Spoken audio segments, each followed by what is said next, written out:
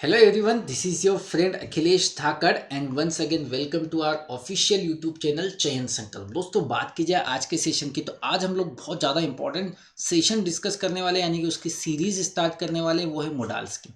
बहुत ज़्यादा इंपॉर्टेंट इसीलिए क्योंकि एग्जाम में जब इससे क्वेश्चन बनते हैं तो बच्चे कंफ्यूज हो जाते हैं, तो वो सारा कंफ्यूजन मैं आज आपका क्लियर कर दूंगा और आगे आने वाली सीरीज में बहुत अच्छे से आपको डिटेल में पढ़ाऊंगा, जिसमें मैं लास्ट में एक छोटी छोटी एक्सरसाइज भी आपको दूंगा। उस एक्सरसाइज को आप आखिर में जरूर सॉल्व करें जिससे कि आपके एग्जाम के सारे क्वेश्चन सॉल्व हो पाए। सेशन फर्स्ट की हम बात करें तो उसमें क्या क्या पढ़ने वाले हल्का सा वो हम जान लेते हैं। अगर मैं बात करूं आज के सेशन की तो हम उसमें हल्का सा पढ़ेंगे कि भैया मोडाल्स होता क्या है, कौन कौन से मोडाल्स हम आगे देखने वाले हैं और कितने टाइप कितने मोडाल्स होते हैं। और साथ ही साथ आज हम पढ़ेंगे मे और माइट का डिटेल्ड एक्सप्लेनेशन, यानी कि मे का कहाँ से यूज होता है, माइट का कहाँ यूज होता है अच्छे तरीके से, और इन पे एक छोटी सी एक्सरसाइज। सबसे पहले बात करते हैं मोडाल्स की। मोडाल्स की अगर सिंपल सी बात करूँ तो डेफिनेशन होता है way of your expressing words, way of your expressing words, यानी कि आपका बात करने का बोलने का तरीका या लहजा। हिंदी में अगर मैं मोडाल्स को बोल सकता हूं तो लहजा या बोलने का जो तरीका होता है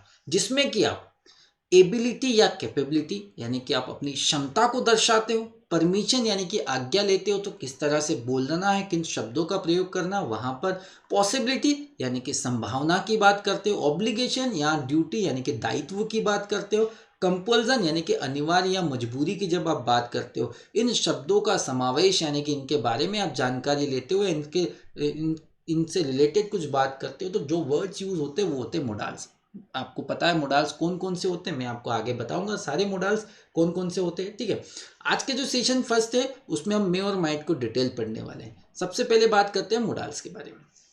आप सिंपल सी एक बात जानते होंगे, एक छोटा सा मैं पॉइंट यहाँ बोल देता हूँ कि वर्ब जो होती है आपकी दो टाइप की होती है। पहली जो होती है ऑक्सिलरी वर्ब, वर्ब दो टाइप की हो गई आपकी। ऑक्सिलरी वर्ब जिसे हम हेल्पिंग वर्ब यानी कि सहायक क्रिया भी बोलते हैं, और एक और वर्ब होती है वो होती है मेन वर्ब। मेन वर्ब आप पता है जिसके 5 फॉर्म होते हैं, वर्ब का first form, second form, third form, fifth form sorry.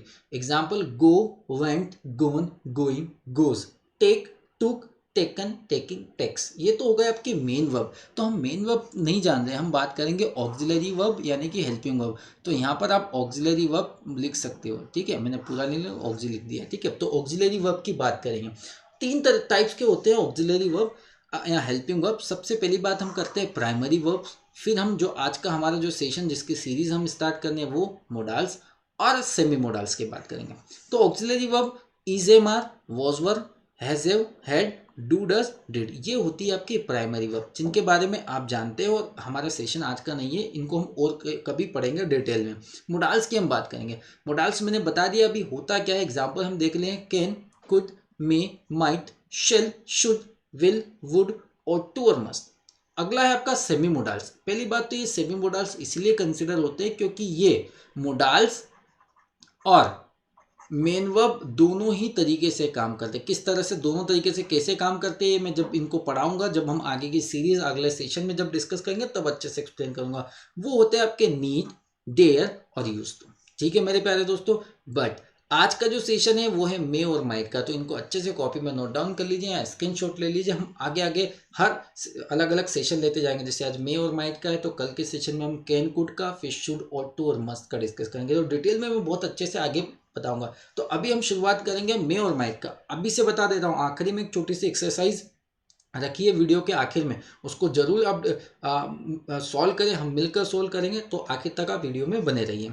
सबसे पहली बात करेंगे हम मे और माइट का। एक हल्का सा एक पॉइंट में बात करता हूँ, जब हम बहुत बार जब हम मोडाल्स को पढ़ते हैं तो मोडाल्स का हम हिंदी में अनुवाद यानी कि हिंदी में ट्रांसलेट जरूर करते हैं। तो बहुत सारे बच्चे बोलते हैं कि मे जो होता, माइट जो होता है और मे का पास्ट होता है, ऐसा नहीं होता है। दोनों की बात करो तो दोनों का हिंदी में होता सकता है, सकती है, या सकते हैं के सेंस में यूज होता है। सकता है, सकती है या सकते हैं के सेंस में मे और माइट दोनों का यूज होता है। बट आप सिंपल सी कहानी मेरे दिमाग में ये आती है कि भैया दोनों का ही मीनिंग हिंदी में सेम है, तो डिफरेंस क्या है, तो वो डिफरेंस ही हम जानेंगे। सबसे पहले हम बात करेंगे मे की। ठीक है, अच्छा हल्का सा एक स्ट्रक्चर में बता देता हूँ। कोई सा भी मोडाल्स का अगर आप स्ट्रक्चर बनाओगे तो आप सिंपल सा सब्जेक्ट के बाद में मोडाल्स, कोई सा भी मोडाल्स हो, जैसे can, could, may, might, shall, should, will, would, कोई सा भी आप लगाओगे तो क्या स्ट्रक्चर बनेगा आपका, सब्जेक्ट, सॉरी मैंने थोड़ा सा कर दिया, मैं इसको हल्का सा रब करके वापस लिख देता हूँ, ठीक है। तो अगर कोई से भी मोडाल्स की आप बात करोगे तो क्या स्ट्रक्चर होता है, सब्जेक्ट लिखें, उसके बाद जो भी मोडाल्स है उसका लिख दे, उसके बाद में मोडाल्स में हमेशा वर्ब का फर्स्ट फॉर्म आता है और इनके बाद आ जाता है आपका ऑब्जेक्ट। तो ये अब बन गया आपका अफर्मेटिव का स्ट्रक्चर। नेगेटिव की बात करोगे तो नेगेटिव में आप मोडाल्स के बाद नोट लगा देना। मैं लिख देता हूँ एक बार, subject plus modals plus not plus V1 plus object. Guys मैं आपको छोटे छोटे सारे पॉइंट बहुत अच्छे से क्लियर करूंगा, तो आप बस ध्यान से देखते जाइए और शुरू से आखिर तक लेके एडवांस लेवल तक मैं आपको लेके जाऊंगा, ठीक है। जब इंट्रोगेटिव की बात करोगे तो इंट्रोगेटिव में जो होगा आपका जो मोडाल है वो क्या आ जाएगा मेरे प्यारे दोस्तों, आगे आ जाएगा। इंट्रोगेटिव में क्या होगा, आपका मोडाल आगे आ जाएगा। मैंने ऑब्जेक्ट लिख दिया गलती से, क्या हो जाएगा, मोडाल्स इंट्रोगेटिव में आपका आगे आ जाएगा V1 प्लस ऑब्जेक्ट। तो सिंपल सा स्ट्रक्चर क्या बताया मैंने, subject plus modals plus V1 plus object, ये आपका स्ट्रक्चर है अफर्मेटिव का। नेगेटिव में नॉट आ जाएगा मोडाल के बाद में, इंट्रोगेटिव में मोडाल आगे आ जाएगा। अब ये चीज़ तो नॉर्मली आप पहले से भी जानते होंगे, हो सकता है। अब हम बात करेंगे मे की, कि मे का कहाँ कहाँ यूज होता है। तो सबसे पहले मैं छोटा सा एक टेबल बनाई जिसमें मैंने यहाँ पर एक्सप्लेन कर दिया, फिर अलग अलग में डिटेल में एक्सप्लेन करूंगा। सबसे पहली बात परमिशन, जब आज्ञा लेने या देने की बात करते हैं, जब हम पोलाइटली किसी से आज्ञा मांगते हैं या देते हैं, तब हम बात करते हैं आपके मे की, ठीक है। अब ये बोल सकते हैं उसका कैन में भी यूज होता है परमिशन। तो मे और कैन में क्या होता है, यहाँ पर जब हम मे का यूज करते हैं तो हम जब पोलाइटली बात करते हैं, विनम्रता से किसी से आज्ञा लेते या देते हैं, तब हम बात करते हैं यहाँ पर मे का।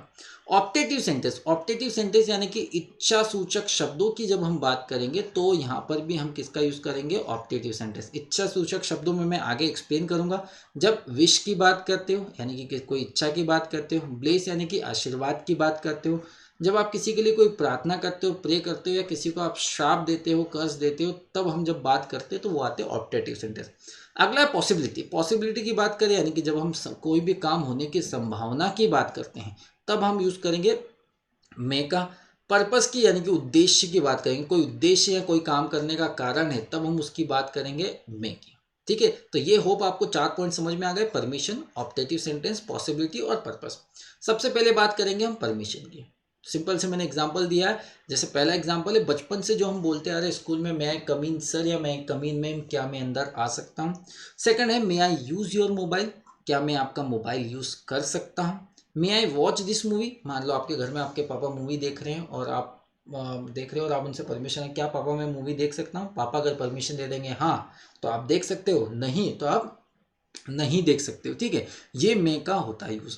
You may go to the airport, आप एयरपोर्ट या तुम एयरपोर्ट जा सकते हैं। दे मे अटेंड माई लेक्चर, वे मेरा लेक्चर अटेंड कर सकते हैं। ये तो बेसिक सा पॉइंट परमिशन यानी कि आज्ञा वाला, जिसको आप अच्छे से पहले से जानते हो। सेकंड पॉइंट जो आप नहीं जानते हो इसको देखेगा, इसी तरह से यहीं से एग्जाम में क्वेश्चंस आपको देखने को मिलते हैं, वो है ऑप्टेटिव सेंटेंस। हिंदी में अभी मैंने बताया इच्छा सूचक शब्द। इच्छा सूचक शब्द में हम विश यानी कि इच्छा, प्रे यानी कि प्रार्थना, ब्लेस यानी कि आशीर्वाद, कर्स यानी कि शाप, इनकी जब हम बात करते हैं तो वहां पर हम ऑप्टेटिव सेंटेंस की बात करते हैं और वहां पर हम यूज करते हैं मेरे प्यारे दोस्तों किसका, मे का। पहला एग्जांपल है, may you get success in life, आप लाइफ में यानी कि जिंदगी में आप सफलता पाए। Wish. Pray, may God help you, भगवान आपकी मदद करे। Bless, may God bless you, भगवान आपको आशीर्वाद दे। मे यू डाई, आप मर जाओ। भैया हम श्राप कैसे देते हैं कि तू मर जा, या तेरा जाते ही एक्सीडेंट हो जाए, या तू ये वाली एग्जाम में फेल हो जाए, तो ये क्या हो गए मेरे प्यारे दोस्तों, ये श्राप हो गए। तो जब हम इनकी बात करते हैं तो हम किसकी बात करते हैं, ऑप्टेटिव सेंटेंस की। शुरुआत इनकी मे से होती है। आप ऐसा मत सोचना कि भैया मोडाल यहाँ पर आगे आ गया तो ये तो इंट्रोगेटिव हो गया, ये इंट्रोगेटिव स्ट्रक्चर नहीं है। ऑप्टेटिव सेंटेंस की हम शुरुआत ही मे से करते हैं। अरे भैया बहुत बार बच्चे बोल सकते हैं कि सही इंट्रोगेटिव यानी कि प्रश्नवाचक वाक्य है तो हम में से शुरू हो रहा है पर, तो नहीं नहीं, यहाँ पर ऑप्टेटिव सेंटेंस में से ही शुरू होते हैं। यहाँ पर जब आप अलग अलग विश, प्रे, ब्लेस या कर्स की बात करते हैं, ठीक है। एग्जाम में ये क्वेश्चन देखने को मिलता है इस तरह के, ठीक है। आगे की बात करते हैं पॉसिबिलिटी यानी कि संभावना की बात करते हैं। अब समझना, पॉसिबिलिटी के लिए मे और माइट दोनों का ही प्रयोग होता है। समझिएगा मेरा ध्यान से, मैं क्या कहना चाह रहा हूँ। पॉसिबिलिटी के लिए मे भी यूज होता है और माइट भी यूज होता है। लेकिन जब आपकी पॉसिबिलिटी बहुत ज़्यादा हो, मान लो कोई भी काम होने की आपको लगता हो कि हाँ यार ये हो सकता है, 90% 80% चांसेस है, तो मे। अब जब लगता है कि यार बहुत कम चांसेस है, शायद ही हो सकता है यार वो, वो बहुत बिजी है, शायद ही शादी में आ सकता है, उसको बहुत काम करना है घर पर, शायद ही वो घर यहाँ ये मूवी देखने आ सकता है। तो जब बहुत कम संभावना होता है तब हम माइट की बात करते हैं, बट अभी हम मे की बात करें यानी कि संभावना ज़्यादा है। एग्जाम्पल देखिए, द स्काई इज क्लाउडी, यानी कि आसमान में क्या है, बादल है। इट मे रेन टुडे, तो भैया बादल है तो बारिश होने की संभावना कम है कि ज़्यादा, संभावना ज़्यादा है। तो मैं क्या बोल सकता हूँ, आज बारिश हो सकती है, तो मैंने क्या यूज़ किया, इट मे रेन टुडे। अगर यहाँ पर ऐसा होता था स्काई इज नॉट क्लाउडी, मतलब आसमान में बादल नहीं है, तो मैं यहाँ मे का यूज़ नहीं करता, मैं क्या यूज़ करता, माइट का। क्यों? क्योंकि मैंने बोल दिया कि भैया आसमान में बादल नहीं है, इसका मतलब बारिश होने की संभावना आज कम है। सेकंड एग्जांपल है, दीपक इज हार्ड वर्किंग स्टूडेंट, दीपक क्या है, बहुत कड़ी मेहनत करने वाला विद्यार्थी। शी में clear the sub inspector exam, यानी कि वो, सॉरी दीपक नहीं, यहाँ पर दीपिका होना चाहिए था। दीपिका इज, यहाँ पर आर्टिकल ए भी होना चाहिए था। Deepika is a hard working student, Deepika एक कड़ी मेहनत करने वाली छात्रा है, वो सब इंस्पेक्टर की एग्जाम क्लियर कर सकती है। अब भैया उसने यहाँ क्या बोल दिया, एक वर्ड क्या बोला है, पॉजिटिव बात बोल दी कि बहुत हार्ड वर्किंग है। तो भैया हार्ड वर्किंग है तो भैया किसी भी एग्जाम को क्लियर करने की संभावना क्या हो जाएगी, ज़्यादा हो जाएगी। तो हमने क्या यूज़ किया यहाँ पर, मे। अगला है third, my mobile is not working properly, मेरा मोबाइल जो है वो सही से काम नहीं कर रहा है। May buy a new mobile phone next week, भैया मेरा मोबाइल सही से काम नहीं कर रहा, तो संभावना नया मोबाइल लेने की ज़्यादा चांसेस हो जाएगा। तो आई मे बाय, तो यहाँ पर हमने किसका यूज़ किया, मे का। होप आपको समझ में आ गया होगा थर्ड पॉइंट क्या होता है और इसके एग्जाम्पल भी क्या हो रहा है। फोर्थ यानी कि लास्ट पॉइंट की हम बात करते हैं, पर्पस यानी कि उद्देश्य। जब हम किसी उद्देश्य की बात करते हैं, जब उद्देश्य या किसी कारण की हम बात करते हैं, देखिए ये यहाँ से भी एग्जाम में बहुत बड़ा क्वेश्चन आता है। आप उसका पहले हल्का सा स्ट्रक्चर जान लेते हैं। आपका जो, जब उद्देश्य की बात करते हैं तो स्ट्रक्चर जो होता है वो प्रेजेंट टेंस में होता है। उसके बाद में जोड़ने के लिए, अगले वर्ड, अगले सेंटेंस को जोड़ने के लिए हम लोग कंजंक्शन का यूज़ करते हैं, यानी कि संयोजक का यूज़ करते हैं, सो दैट, दैट और इन ऑर्डर दैट। यानी कि आपको ये तीनों कंजंक्शन मिले, उसके बाद पहले प्रेजेंट टेंस मिले, तो किसी भी उद्देश्य या कारण को दर्शाने के लिए हम लोग यहाँ पर मे का यूज़ करेंगे। जैसे एग्जांपल है, वी ईट, हम खाते हैं। वी आपका सब्जेक्ट हो गया और ईट वर्ब का फर्स्ट फॉर्म। वर्ब का फर्स्ट फॉर्म हमेशा हम प्रेजेंट टेंस में यूज़ करते हैं, ठीक है। तो वी ईट, हम खाते हैं। क्यों खाते हैं, ताकि, so that we may live, हम जी सकें, ठीक है। मेरी बात समझ में आ रहा, वी ईट, हम खाते हैं। खाने, अब यहाँ पर पर्पस कैसा हो गया, हम खाते हैं, हमारा भाई खाने का पर्पस क्या है, क्यों खाते हैं, क्या उद्देश्य है हमारे खाने का, क्यों, क्योंकि हम लंबी जिंदगी जी सके। तो वी ईट ये हो गया प्रेजेंट टेंस, फिर सो दैट हो गया, उसके बाद वी मे लिव, यहाँ पर क्या आ गया आपका, मे का यूज हुआ।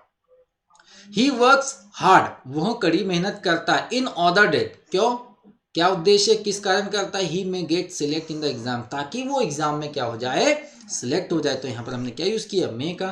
थर्ड है, वी प्रैक्टिस रेगुलरली, हम रेगुलरली प्रैक्टिस करते हैं। क्या उद्देश्य है, क्या पर्पस है भैया रेगुलर प्रैक्टिस करने का, सो दैट, ताकि, we may win the match, ताकि हम मैच जीत सके या जीत पाए। तो हमने क्या यूज किया यहाँ पर, मे।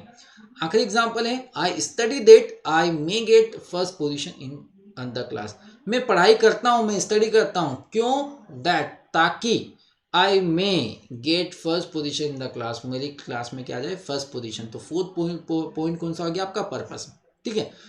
तो भैया आप परमिशन पहले से जानते थे, पॉसिबिलिटी कुछ लोग जानते थे, कुछ लोग नहीं जानते थे। ऑप्टेटिव सेंटेंस का मैं बोल सकता हूँ, ऑप्टेसिव यानी कि इच्छा सूचक शब्द, इसके बारे में बहुत सारे स्टूडेंट को जानकारी नहीं होगी, और पर्पस के बारे में नहीं होगी। पर्पस पे बहुत बार एग्जाम में एसएससी और आपकी एसआई दोनों ही एग्जाम में क्वेश्चन देखने को मिलते हैं। तो मेरे प्यारे दोस्तों, ये तो हमारा डिस्कशन किसका हो गया, आपका मे का। अब हम बात करते हैं माइट का। सबसे पहली बात करेंगे माइट का, और आखिर में हमारी एक छोटी सी एक्सरसाइज भी, उसको भी हम डिस्कस करेंगे। सबसे पहली बात, माइट का यूज होता है नरेशन का। नरेशन में क्या होता है, जब हम डायरेक्ट स्पीच को इनडायरेक्ट स्पीच में कन्वर्ट करते हैं। सुनिएगा मेरी कहानी में क्या बोलता हूँ, जब आप डायरेक्ट स्पीच को इनडायरेक्ट स्पीच में कन्वर्ट करते हैं। डायरेक्ट स्पीच में मतलब दो व्यक्ति बात कर रहे हैं, ठीक है। राहुल और दीपिका बात कर रही है, ठीक है। राहुल ने दीपिका से कहा, या कुछ भी, राहुल दीपिका बात कर रहे हैं, और उस बात को अगर मैं सुनता हूँ, यानी कि अखिलेश सर सुनते हैं और किसी तीसरे व्यक्ति को सुनाते हैं, तो वो इनडायरेक्ट स्पीच हो जाता है। वैसे आप नरेशन जानते नहीं जानते, तो मैंने सेशन नरेशन पे बनाया हुआ है, वो आप देख सकते हैं, ठीक है। वहां पर मैं और माइट का भी डिस्कशन होता है। तो जब हम डायरेक्ट स्पीच में आपका मे होता है, और उसको जब हम इनडायरेक्ट स्पीच में कन्वर्ट करते हैं, तो मे का जो चेंज हो जाता है, वो मेरे प्यारे दोस्तों चेंज हो जाता है माइट में। और एग्जाम्पल देखते हैं, और ये पॉइंट मैं पहले ही बता चुका हूँ, समझा चुका हूँ। पॉसिबिलिटी यानी कि संभावना, किसी भी काम को होने की संभावना का प्रतिशत यानी कि परसेंटेज बहुत कम हो, तब हम यूज़ करते हैं माइट का। सबसे पहले शुरुआत करते हैं हम नरेशन यानी कि इनडायरेक्ट स्पीच की बात करते हैं। एग्जाम्पल है, ही सेड टू मी, उसने मुझसे कहा, इट मे रेन टूडे, आज बारिश हो सकती है। ठीक है, उसने मुझसे कहा। अब इसको मैं कन्वर्ट करूंगा पैसिव वॉइस में, सॉरी इनडायरेक्ट स्पीच में। तो सेड टू का आपको पता है टोल्ड में चेंज हो जाता है, तो ही टोल्ड मी। हम जब कोमा और डबल इन्वर्टेड कोमा हटाते तो हम लगाते हैं दैट। इट का इट ही रहता, ही शी इट और नेम थर्ड पर्सन चेंज नहीं होता वैसे का। और मैंने क्या बताया यहाँ पर मे का किस में चेंज हो जाता है मेरे प्यारे दोस्तों, माइट में। तो इट माइट रेन टुडे। तो आपको समझ में आएगा, डायरेक्ट स्पीच में तो हम मे का यूज करते हैं, लेकिन जब उसको इनडायरेक्ट स्पीच में कन्वर्ट करते तो माइट का। She said may God bless you. अब मे गॉड ब्लेस यू, अच्छा यहाँ पर ये वाला साइन लगा देना, मे गॉड ब्लेस यू यानी कि भगवान आपको आशीर्वाद दे। ठीक है, तो ये आपका ऑप्टेटिव सेंटेंस हो गया, उसमें मे का यूज करते हैं। लेकिन जब मे इनडायरेक्ट स्पीच में चेंज होता है तो वो किस में चेंज हो जाता है, माइट में। तो she prayed that God might bless him. तो यहाँ पर क्या यूज हो गया मेरे प्यारे दोस्तों, माइट का। ठीक है, ये पॉइंट आपको अच्छे से समझ में आया होगा। अगला पॉइंट है पॉसिबिलिटी यानी कि संभावना की।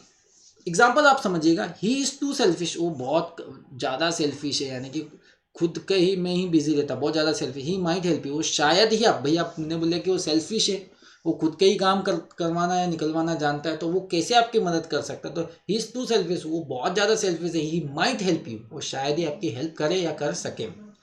माई father is out of station, मेरे फादर जो है सिटी के बाहर है, आउट ऑफ स्टेशन है। यानी कि जैसे मान लो मैं इंदौर में रहता हूँ, तो इंदौर के बाहर अगर कोई गए तो इंदौर से मैं बोल सकता हूँ आउट ऑफ स्टेशन। तो my father is out of station, he might attend your marriage ceremony. मेरे पापा जो है सिटी से ही बाहर है, मतलब आउट ऑफ स्टेशन है, तो वो आपकी शादी अटेंड तो कर नहीं सकते, शायद ही वो आपकी शादी को अटेंड कर सकते हैं। यानी कि शादी को, यानी कि मैरिज सेरेमनी को, शादी समारोह को अटेंड करने का चांस क्या है, बहुत कम है। तो यहाँ पर मेरे प्यारे दोस्तों हमने मे और माइट दोनों का ही यूज़ पढ़ लिया। मैंने शुरू में बताया था मे और माइट का हिंदी में दोनों ही सेम होता है। मे और माइट सकता है, सकती सकते होता है, पर डिफरेंस क्या वो मैं आपको बता चुका हूँ। अब हम एक छोटी सी एक्सरसाइज करते हैं, इसको आप जरूर डिस्कस कीजिएगा, जिससे कि आप जितना भी पढ़ा वो रिकॉल हो जाएगा और आपके एग्जाम में हेल्प करेगा। पहला सेंटेंस है आपका, हर सोल रेस्ट इन पीस। आपने सुना होगा RIP यानी कि रेस्ट इन पीस, उसकी आत्मा को शांति मिले। तो जैसे उसकी आत्मा को शांति मिले ये साइन देखा तो आपको पता चल गया ये तो ऑप्टेटिव सेंटेंस है, इच्छा सूचक शब्द है। इसमें वो विश कर रहा, किसी के लिए इच्छा जता रहा। जब हम उसकी बात करते हैं तो हम किसकी बात करते हैं, मैं की बात करते हैं। मैं यहाँ लिख भी देता हूँ ऑप्टेटिव सेंटेंस यानी कि इच्छा सूचक शब्द। सेकंड है ओबे योर पेरेंट्स ओबे योर पेरेंट्स यानी कि अपने पेरेंट्स, अपने माता पिता का सम्मान करो, इन ऑर्डर ताकि you dash prosper in life, ताकि आप समृद्ध हो पाओ जिंदगी में, आपको समृद्धता मिले। तो भैया ये तो हो गया आपका कौन सा वाला, पर्पस वाला हो गया।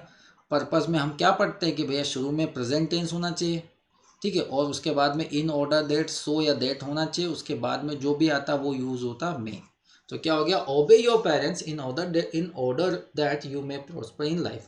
थर्ड है आपका टेक योर अम्ब्रेला, अपना छाता ले लो, as it dash rain today, आज बारिश हो सकती है। तो भैया अब मैंने बताया था संभावना हो सकने के लिए मे और माइंड दोनों का यूज होता है, लेकिन उसने क्या बोला, छाता ले लो। छाता ले लो, लेकिन इसका मतलब उसको लग रहा है कि बारिश होने की संभावना ज़्यादा है, और जब ज़्यादा है तो हम क्या यूज़ करते हैं, मे का। तो क्या हो गया, take your umbrella as it may rain today.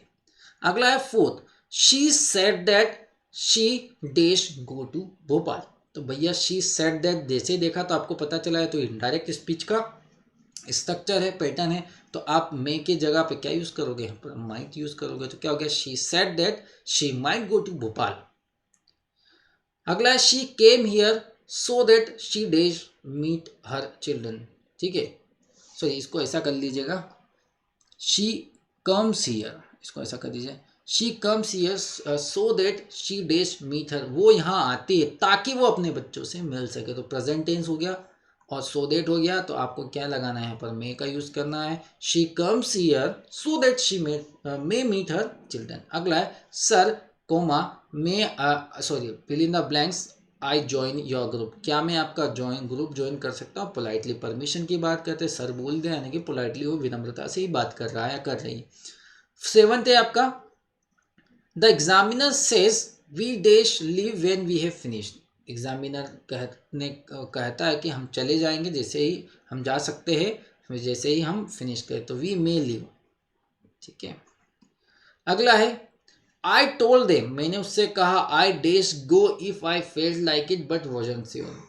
I told them, मैंने उनसे कहा, इनडायरेक्ट स्पीच का नहीं है ना, ध्यान रखना। आई टोल्ड देम, मैंने उनसे कहा कि मैं जा सकता हूँ अगर मुझे कुछ इस तरह का फील होता है या महसूस होता है, बट वॉजंट श्योर, बट मैं श्योर नहीं था। तो भैया श्योर नहीं था तो जाने का मतलब कुछ फील्स, अगर जाने का श्योर नहीं था तो श्योर नहीं था, तो यानी कि पॉसिबिलिटी क्या हो गई, कम हो गई। भैया आदमी जाने का श्योर नहीं है तो इसका मतलब पॉसिबिलिटी कम हो गई, तो हम क्या इसका यूज़ करेंगे, माइट का।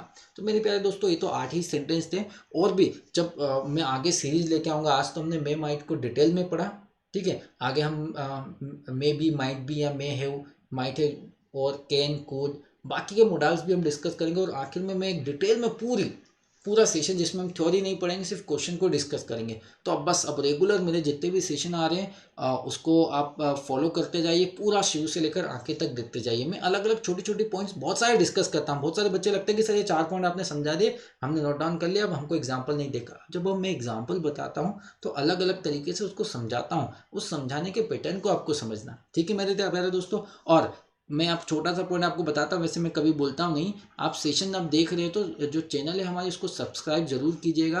क्यों? क्योंकि आपको रोज लेटेस्ट नोटिफिकेशन चाहिए। भैया मैं सेशन रोज डालता हूँ, 10 बजे के मॉर्निंग का टाइम होता है, बट फिर भी आप सेशन को सब्सक्राइब करोगे तो आप नोटिफिकेशन आ जाएगा। यहाँ एक बेल आइकन का भी ऑप्शन होता है, उसको भी आप प्रेस करिए, जिससे कि आपको जो लेटेस्ट अपडेट जैसे मैं सेशन डालता हूँ तुरंत आपके पास आ जाएगा। होप कहानी बहुत अच्छे से क्लियर हो रही होगी। और आपका कोई पर्टिकुलर कमेंट है किसी सेशन के बारे में तो वो भी आप कर सकते हैं। आज का सेशन इतना ही। Thank you.